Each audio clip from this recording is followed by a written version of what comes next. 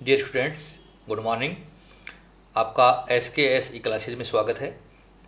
हमने कल एक नया टॉपिक शुरू किया था, स्टैंडर्ड कॉस्टिंग, और हम उसी चैप्टर को कंटिन्यू कर रहे हैं। और आज का हमारा मेन जो टॉपिक है वो है मटेरियल वेरिएंसेस, अर्थात सामग्री विचरण। आपको मैंने कल के लेक्चर में मटेरियल, लेबर, ओवरहेड से संबंधित स्टैंडर्ड कॉस्टिंग की जो कंसेप्ट थी वो डिटेल में एक्सप्लेन की थी। आप पुनः है मेरे लेक्चर नंबर 1 को सुनकर आप समझ सकते हैं। आज का हमारा विशेष रूप से जो लेक्चर है वो है मटेरियल वेरिएंसेस पर आधारित है। तो जो स्टूडेंट मटेरियल वेरिएंस को मैंने एक चार्ट के द्वारा को बताया है। सबसे पहला होता है मटेरियल कॉस्ट वेरिएंस, जिसको हम शॉर्ट में MCV के नाम से लिख सकते हैं।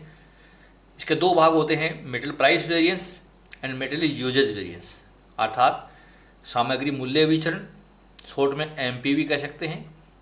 दूसरा है मटेरियल यूजेज वेरिएंस, जिसको हम कहते हैं MUV, material usage variance. Material usage variance के भी दो पार्ट होते हैं। पहला है मटेरियल मिक्स वेरिएंस, अर्थात जब दो या दो से अधिक सामग्री आप उपयोग में लेते हैं तब ये वेरिएंस निकलता है, सामग्री मिश्रण विचरण MMV। और इसका दूसरा पार्ट है मटेरियल यील्ड वेरिएंस, सामग्री उत्पादन विचरण। और अगर उत्पादन की सूचना नहीं है तो मटेरियल सब यूजेज वेरिएंस, सामग्री उप उपयोग विचरण के नाम से हम इसको जानते हैं। तो कुल मिलाकर आपको material cost variance, material price variance, material usage variance, material mix variance and material yield variance, 5 variance आपको अच्छी तरीके से समझने हैं। सबसे पहले मैं ले रहा हूँ मटेरियल कॉस्ट वेरिएंस। तो dear student, material cost variance क्या है ये आपको पहले इसका शाब्दिक अर्थ पता होना जरूरी है। सामग्री की परमाप लागत व सामग्री की वास्तविक लागत का अंतर सामग्री लागत विचरण कहलाता है।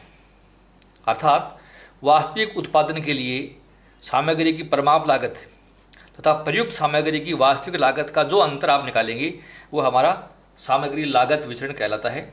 इसको मैंने दो तरीके से समझाने की कोशिश की आपको। जब परमाप उत्पादन व वास्तविक उत्पादन समान हो, हमें दे रखा है क्वेश्चन में कि एक्चुअल यील्ड भी दे रखी है आपको और स्टैंडर्ड यील्ड भी दे रखी है, दोनों बराबर हैं। यह मान लो हमें क्वेश्चन में दी नहीं है तो हम बराबरी मान के चलेंगे। तो दोनों उत्पादन अगर बराबर हैं तो स्टैंडर्ड क्वांटिटी गुना standard price minus actual quantity गुना एक्चुअल प्राइस करके हम इसको निकाल सकते हैं। इन दोनों के गुणनफल को हम कहते हैं टोटल स्टैंडर्ड कॉस्ट, और इन दोनों के गुणनफल को कहते हैं टोटल एक्चुअल कॉस्ट। तो यहाँ टोटल स्टैंडर्ड कॉस्ट का अर्थ क्या है? Total standard cost for actual output, और TAC मतलब टोटल एक्चुअल कॉस्ट। तो इस सूत्र से हम आसानी से सामग्री विचरण निकाल सकते हैं, मटेरियल कॉस्ट वेरिएंस। दूसरी कंडीशन है जब प्रमाप उत्पादन व वास्तविक उत्पादन असमान हो, चाहे अंतर 1 का हो चाहे 1 से अधिक का हो। Standard yield not equal to actual yield. अगर इस कंडीशन में आप कोई भी क्वेश्चन सोल्व कर रहे हैं तो material cost variance equal to होगा रिवाइज्ड स्टैंडर्ड क्वांटिटी गुणा standard price minus actual quantity गुणा एक्चुअल प्राइस। इन दोनों के गुणनफल को हम कहते हैं रिवाइज्ड टोटल स्टैंडर्ड कॉस्ट, और माइनस करना है टोटल एक्चुअल कॉस्ट। तो आप देख रहे हैं कि यहाँ टोटल स्टैंडर्ड कॉस्ट था और यहाँ पर हमने इसको रिवाइज किया है। तो रिवाइज कैसे करें ये समझ लीजिए। तो रिवाइज करने के लिए हमारा जो फॉर्मूला है, आपको ये RS की निकालनी पड़ेगी। तो स्टैंडर्ड क्वांटिटी जो भी मटेरियल है उसकी लिख लीजिए, divide by standard output into actual output. तो प्रत्येक सामग्री के लिए आपको ये अलग अलग निकालनी है, चाहे A मटेरियल हो चाहे B हो और C हो, सबके लिए आप इस फॉर्मूले से निकाल लीजिए और इसको फिर गुणनफल करेंगे तो ये रिवाइज टोटल स्टैंडर्ड कॉस्ट हमारी बन जाएगी। इस तरीके से हम इसको निकाल सकते हैं। आप डायरेक्ट भी निकाल सकते हो। टोटल स्टैंडर्ड कॉस्ट निकाल लीजिए, टोटल स्टैंडर्ड कॉस्ट में आप स्टैंडर्ड आउटपुट का भाग दे दें, एक्चुअल आउटपुट से गुणा कर दें, तो हम यहाँ सीधे पहुँच सकते हैं। तो ये ऐसे भी गणना करके आप दिखा सकते हैं। तो दूसरा है सामग्री मूल्य विचरण, मटेरियल प्राइस वेरिएंस, जिसको MPV कहते हैं। ये सिंपल वेरिएंस है, हमें इसमें किसी प्रकार का उत्पाद देखने की आवश्यकता नहीं है। Material price variance equal to होता है actual quantity standard price minus actual price के अंतर से आप गुणा कर दीजिए। अब अगर ये प्लस में आते हैं तो ये फेवरेबल कहलाते हैं, और ये माइनस में आते हैं तो ये नेगेटिव अर्थात एडवर्स वेरिएबल कहलाते हैं, चाहे वो मटेरियल से संबंधित हो चाहे वो हमारा प्राइस से संबंधित हो। तीसरा है सामग्री उपयोग विचरण, material usage variance, material usage variance. So dear student, material usage variance होता क्या है समझिए। यह सामग्री लागत विचरण का वह भाग है जो उल्लेखित परमाप मात्रा तथा प्रयुक्त वास्तविक मात्रा में अंतर के कारण पैदा होता है। अर्थात हमारी जो स्टैंडर्ड क्वांटिटी है और जो एक्चुअल क्वांटिटी है उनमें अंतर के कारण ये पैदा होता है। और अगर आप बात करें सामग्री मूल्य विचरण की, तो सामग्री मूल्य विचरण में बता दूं आपको कि सामग्री लागत विचरण का ये वो भाग है जो सामग्री के प्रमाप मूल्य और वास्तविक मूल्य में अंतर के कारण पैदा होता है। तो प्रमाप मूल्य और वास्तविक मूल्य में अंतर के कारण पैदा हुआ है वो मूल्य विचरण हो गया, और प्रमाप मात्रा और वास्तविक मात्रा में अंतर के कारण पैदा होता है वह उपयोग विचरण कहलाता है। तो ये उपयोग विचरण भी दो तरीके से आप निकालेंगे। ए पॉइंट है इसका, जब प्रमाप उत्पादन व वास्तविक उत्पादन समान हो, जैसा कि मैंने आपको इस एक कंडीशन में बताया था, standard yield equal to actual yield हो, तो सिंपल फॉर्मूला है material usage variance equal to standard price, standard quantity minus actual quantity का अंतर से आप गुणा कर लीजिए। अब अगर ये प्लस में आ रहा है तो ये फेवरेबल होगा और माइनस में आ रहा है तो ये एडवर्स वेरिएंस कहलाएगा। मटेरियल यूजेज वेरिएंस का बी पार्ट है, जब प्रमाप उत्पादन व वास्तविक उत्पादन असमान, अर्थात standard yield not equal to actual yield. तो ये स्टैंडर्ड फॉर्मूला है material usage variance equal to standard price कोष्टक में revise standard quantity minus actual quantity. तो यहाँ रिवाइज का मतलब समझ लीजिए, हर मटेरियल की जो स्टैंडर्ड क्वांटिटी क्वेश्चन में दे रखी है उसमें आप स्टैंडर्ड यील्ड का भाग दे दें और एक्चुअल यील्ड से गुणा कर दें, तो अलग अलग सामग्रियों के लिए आपको अलग अलग RSQ ज्ञात कर लेनी है। और अगर ये प्लस में आता है तो ये फेवरेबल वेरिएंस होगा और माइनस में आए तो ये एडवर्स वेरिएबल कहलाता है। जैसे ही आप यूजेज वेरिएंस निकाल लें तो एक वेरिफिकेशन कर लिया करना है आपको, material cost variance equal to होता है material price variance plus usage variance. अगर ये वेरिफिकेशन हमारा सही आ रहा है तो समझिए कि आपकी गणनाएं सही हो गई हैं, आपने कॉस्ट वेरिएंस भी सही निकाल लिया है, प्राइस वेरिएंस भी सही निकाल लिया है और यूजेज वेरिएंस भी सही निकाल लिया है। और अगर ये वेरिफिकेशन नहीं बैठ रहा है तो समझिए आपसे कहीं न कहीं कोई गलती हो गई है। चौथा है सामग्री मिश्रण विचरण। तो मिश्रण विचरण क्या है? मटेरियल मिक्स वेरिएंस, जिसको हम MM भी कहते हैं। तो मिश्रण विचरण सामग्री मात्रा विचरण का वह अंग है जो मिश्रण के प्रमापित व वास्तविक संयोजन के कारण है। अर्थात हमारी प्रमाप मात्राओं का योग और वास्तविक मात्राओं का योग व उसके अनुपात में भिन्नता के कारण जो विचरण पैदा होता है वो सामग्री मिश्रण विचरण कहलाता है। इसकी गणना हम दो तरीके से कर सकते हैं। पहला कंडीशन है जब कुल प्रमाप सामग्री की मात्रा व कुल वास्तविक सामग्री की मात्रा समान हो, अर्थात जितनी मटेरियल है हमारे क्वेश्चन में जो स्टैंडर्ड दे रखा है तो टोटल स्टैंडर्ड क्वांटिटी कर लीजिए उनकी, और जो भी एक्चुअल क्वांटिटी दे रखी है सभी सामग्री उनका भी योग कर लीजिए, वो टोटल एक्चुअल क्वांटिटी हो गया। तो जब total standard quantity equal to total actual quantity हो तब आपको ये सूत्र लगाना है material mix variance equal to standard price standard quantity minus actual quantity, इसके अंतर से गुणा कर दीजिए। अगर ये प्लस में आता है तो फेवरेबल है और माइनस में आए तो ये एडवर्स कहलाएगा। सेकंड पार्ट है इसका, जब कुल प्रमाप सामग्री की मात्रा व कुल वास्तविक सामग्री की मात्रा असमान हो, ऐसा आ जाए कि total standard quantity not equal to total actual quantity. अगर ऐसी कंडीशन हमारे क्वेश्चन में आ रही है तो हमें पहले RSQ निकालना होगा।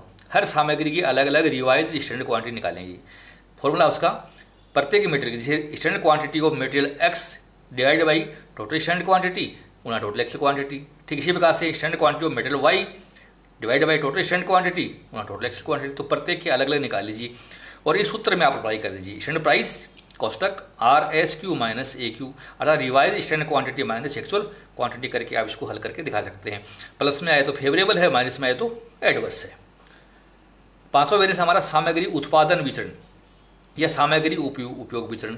मैं एक बात यहाँ कहना चाहूँगा, अगर आपके प्रश्न में उत्पादन की सूचनाएं हों, प्रमाप उत्पादन और वास्तविक उत्पादन, तब तो हमें सामग्री उत्पादन विचरण ज्ञात करना है। अगर उत्पादन की कोई सूचना नहीं दे रखी है तो हमें सामग्री उपयोग विचरण ज्ञात करना है। ये ध्यान रखना, दोनों में से एक निकालना है, दोनों निकालने की जरूरत नहीं है।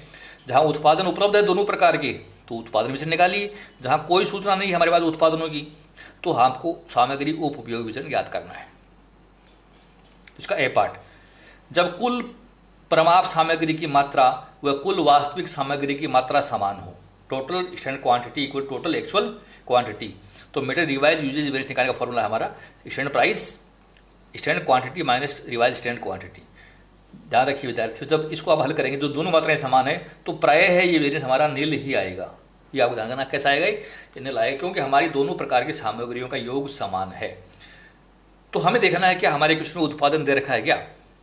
अगर उत्पादन दे रखा है तब प्रमाप व वास्तविक उत्पादन की सूचना उपलब्ध है और 6 की सूचना उपलब्ध है तो हम मटेरियल यील्ड वेरिएंस ज्ञात करेंगे। फॉर्मूला है उसका standard cost per unit into actual yield minus standard yield का डिफरेंस देना है आपको। एक्चुअल मतलब जो वास्तविक उत्पादन की उसमें दे रखा है, प्रमाप उत्पादन में हमें किस में दे रखा है, इनका अंतर निकाल लें, और स्टैंडर्ड कॉस्ट पर यूनिट से। अब ये स्टैंडर्ड कॉस्ट पर यूनिट क्या है, टोटल स्टैंडर्ड कॉस्ट जो आपने सबसे पहले मटेरियल कॉस्ट वेरिएंस में निकाली थी, उसमें स्टैंडर्ड आउटपुट का भाग दे दें, स्टैंडर्ड यील्ड का भाग दे दें, तो ये प्रति इकाई उत्पादन की लागत आ जाएगी हमारी, और उससे गुणा करके हम इसको निकाल सकते हैं।